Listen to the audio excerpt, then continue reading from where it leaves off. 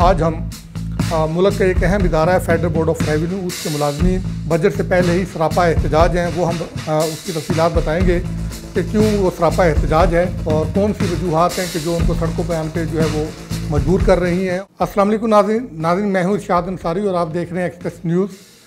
नाज़रीन, जैसा कि हमारी कोशिश होती है कि कोई भी अवामी इशू हो उसको हम उठाएं और आवाम की आवाज़ जो है वो ऐवानों तक पहुँचाएँ, तो उसी तसलसल को बरकरार रखते हुए आज हम मुल्क का एक अहम इदारा है फेडरल बोर्ड ऑफ रेवेन्यू, उसके मुलाजमीन बजट से पहले ही सरापा एहतजाज हैं। वो हम उसकी तफसीलात बताएंगे कि क्यों वो सरापा एहतजाज है और कौन सी वजूहात हैं कि जो उनको सड़कों पर आने पर जो है वो मजबूर कर रही हैं। और उन्होंने इब्तदाई तौर पर जो है वो एहतजाज किया मुल्क भर में और फिर धमकी भी दी हुकूमत को कि अगर उनके मुतालबात ना मानेंगे तो फिर पेन डाउन जो है वो हड़ताल करेंगे और दफातर में काम बंद कर देंगे। अगर ऐसा वो करते हैं तो उसका क्या असर पड़ेगा, क्योंकि पहले ही फेडरल बोर्ड ऑफ रेवेन्यू का जो टैक्स का जो टारगेट है वो हासिल नहीं हो पा रहा। 700 अरब रुपये से ज़्यादा का रेवेन्यू शॉर्टफॉल है।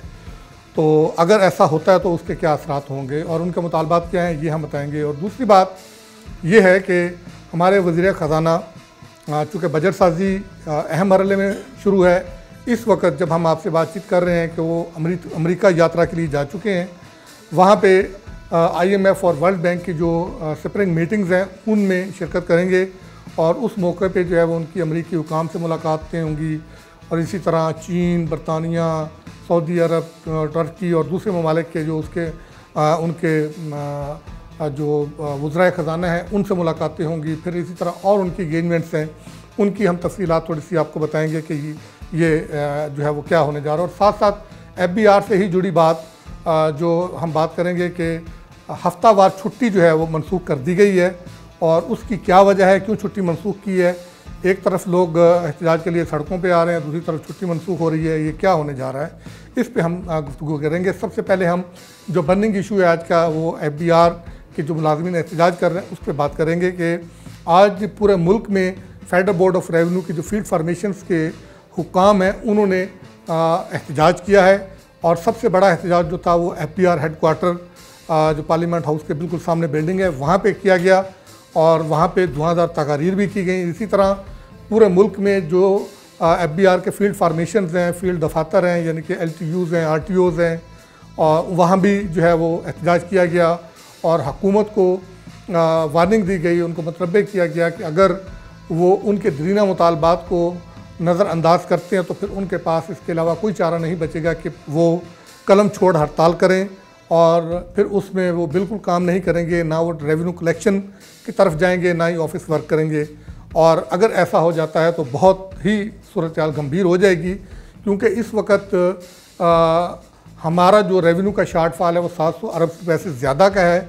जो हफ्तावार छुट्टी मनसूख की गई है 30 जून 2025 तक, FBR और FBR के तमाम फील्ड फार्मेशन के जो मुलाजमीन हैं उनकी हफ्ते की छुट्टी मनसूख कर दी गई है। और इस बारे में ना सिर्फ बाज़ाब्ता तौर पर नोटिफिकेशन जारी किया गया बल्कि पूरे मुल्क के जो फील्ड फार्मेशन है उनके सरबराहान को मरासला भी लिख दिया गया और उसमें यह कहा गया है कि 30 जून 2025 तक जो तमाम दफातर हैं वो मामूल के मुताबिक खुले रहेंगे, टैक्स कलेक्शन जो है वो की जाएगी और इस बात को भी यकीनी बनाया जाएगा कि जो हुकूमत की तरफ से रेवेन्यू टारगेट के असूल को यकीनी बनाने के लिए जो इन्फोर्समेंट की जो पॉलिसी इंट्रोड्यूस करवाई है उस पर मिनिमम अमल दरामद किया जाएगा और उस पर फुल जो है वो पावर के साथ उनको इन्फोर्स किया जाएगा ताकि रेवेन्यू टारगेट को हर हाल में जो है वो हासिल किया जाए, क्योंकि पाकिस्तान मज़ीद शॉर्टफॉल का मुतहम्मल नहीं हो सकता।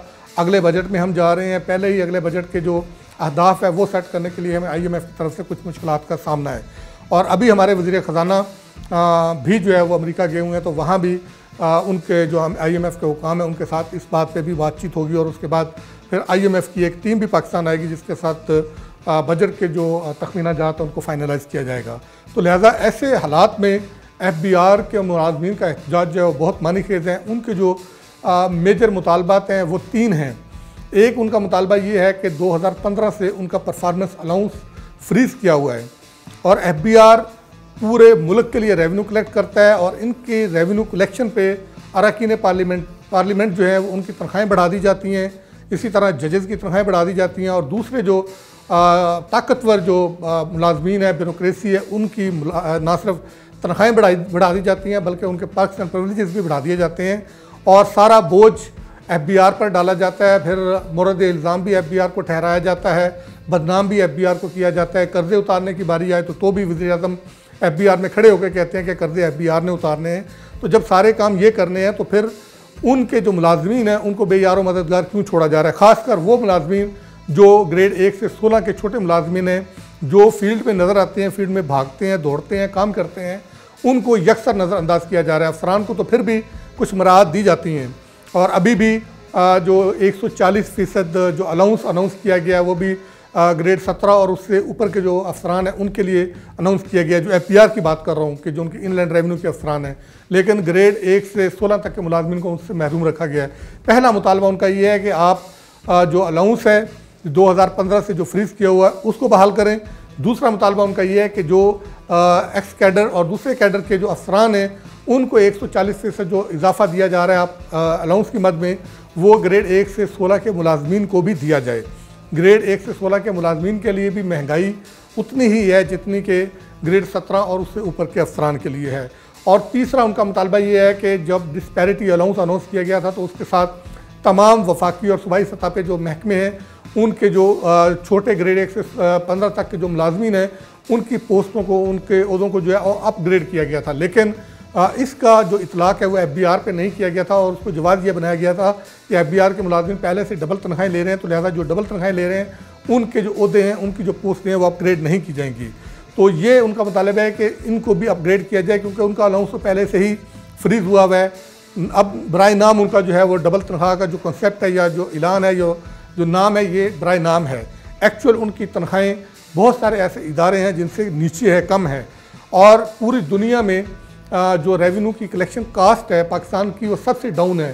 पूरी दुनिया में जो रेवेन्यू कलेक्ट करने वाले इदारे होते हैं उनको एक रेवेन्यू की कलेक्शन जो ओवरऑल होती है वो एक सर्टन परसेंटेज जो है वो उन मुलाजमीन को दी जाती है और उसके मुताबिक उनकी तनख्वाहें रखी जाती हैं।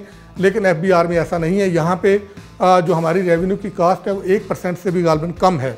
और फिर उनका मुतालबा ये भी है कि वज़ीर-ए-आज़म हो या पूरी हुकूमत हो या काबीना हो, उनका जब भी नज़र पड़ती है या जो उनको कोई इकदाम उठाना होता है तो वो छोटे तबके के जो मुलाजमीन हैं उनको भूल जाते हैं, उनको नज़रअंदाज कर देते हैं, बड़े अफसरान को किया जाता है। अभी भी उनका ये कहना है कि वज़ीर-ए-आज़म ने 2 दिन पहले जो FBR में खड़े होकर एक नया परफॉर्मेंस सिस्टम जो लॉन्च किया है और जिसमें ये बताया है कि जो लोग अच्छी कारकर्दगी दिखाएंगे अफसरान, उनको 30 लाख रुपए माहाना तक तनख्वाहें दी जाएंगी। उसमें भी ग्रेड 1 से 16 के मुलाजमीन को नज़रअंदाज कर दिया गया है। तो उनका ये मुतालबा है कि ये मुतालबात माने जाएँ। अगर नहीं माने जाएंगे तो फिर वो अगला लाहे अमल जल्द जो है वो अनाउंस करेंगे। उसके लिए मुशावरत जारी है। उस लाहे अमल के तहत फिर पूरे मुल्क में कलम छोड़ हड़ताल की जाएगी। कोई रेवेन्यू कलेक्शन नहीं होगी, कोई ऑफिस वर्क नहीं होगा। तो हुकूमत को इस बात का ख्याल रखना चाहिए कि हुकूमत इस मौके पे इस चीज़ की मुतहम्मल नहीं हो सकती। तो उनको इनके मुतालबात जो है वो सुनने चाहिए और उनको ऑन बोर्ड लेके टेबल पे बैठ के मसले को हल करना चाहिए। इनको आगे मज़ीद जो है वो इस झगड़े को, तनाज़े को नहीं तूल देना चाहिए ताकि मुल्क की इकॉनमी इससे सफ़र ना हो। और अब हम आते हैं कि इस वक्त वज़ीर ख़ज़ाना मोहम्मद औरंगज़ेब अमेरिका मौजूद हैं, जहां वो IMF और वर्ल्ड बैंक की जो स्प्रिंग मीटिंग्स हैं उसमें शिरकत करेंगे और उस शिरकत के मौके पर अहम साइडलाइन मीटिंग्स होंगी। उसमें अमेरिका की जो ट्रेजरी डिपार्टमेंट है उनके आला हुकाम से मुलाकातें होंगी, IMF के हुकाम से मुलाकातें होंगी, वर्ल्ड बैंक के हुकाम से मुलाकातें होंगी। उसमें डेफिनेटली पाकिस्तान का जो मामलात हैं वो भी डिस्कस होंगे और जो हमारा अभी स्टाफ सतह का मुआहदा हुआ है और उसके तहत जो IMF एग्जीक्यूटिव बोर्ड ने हमारी मंजूरी देनी है वो भी डिस्कस होगी। और IMF एग्जीक्यूटिव बोर्ड से मंजूरी के बाद पाकिस्तान को $1 अरब की किस्त भी मिल जाएगी और साथ साथ अगले माली साल के बजट के हवाले से डिस्कशंस होंगी। और फिर उसी तनाज़र में, उसी तसलसल में IMF की टीम पाकिस्तान आएगी और उनके साथ IMF की टीम के साथ जो बजट तखमीना जाता है उनको फाइनलाइज किया जाएगा और उन्हीं जो मुज़ाकरात या उन्हीं जो मुशावरत के अमल में जो सरकारी मुलाजमीन को रिलीफ देना है अगले आने वाले बजट में वो भी तय होगा और IMF को उस पर राज़ी करने की कोशिश की जाएगी। और इसके साथ साथ वज़ीर ख़ज़ाना अहम जो है वो सरगर्मियाँ वहाँ पे जो है वो उनकी होंगी अमेरिका में। वो सऊदी अरब, बरतानिया, चीन, और तुर्की समेत दूसरे जो मुल्कों के वहाँ पे आ रहे हैं वज़रा ख़जाना, उनसे अहम मुलाकातें करेंगे। वहाँ पे बिज़नेस कम्युनिटी से, पाकिस्तानी बिज़नेस कम्युनिटी से मुलाकातें करेंगे। वहाँ एक गोल मेज़ कॉन्फ्रेंस हो रही है, उसमें शिरकत करेंगे। वहाँ के पाकिस्तानी नज़ाद जो अमेरिकन हैं उनको, और इसी तरह जो अमेरिकन इन्वेस्टर्स हैं उनको पाकिस्तान की इक़्तिसादी सूरत हाल के बारे में ब्रीफिंग देंगे और उनको मदऊ करेंगे पाकिस्तान में आके इन्वेस्टमेंट करें। और इसी तरह पाकिस्तान की पोर्टफोलियो इन्वेस्टमेंट का साइज़ बढ़ाने के लिए भी उनको कहा जाएगा कि मुल्क की स्टॉक मार्केट में आके इन्वेस्टमेंट करें। और साथ साथ पाकिस्तान की जो है वो इंटरनेशनल जो बॉन्ड मार्केट है वहाँ भी पाकिस्तान के लिए स्पेस क्रिएट करने के हवाले से भी वो अहम मुलाकातें करेंगे, लॉबिंग करेंगे।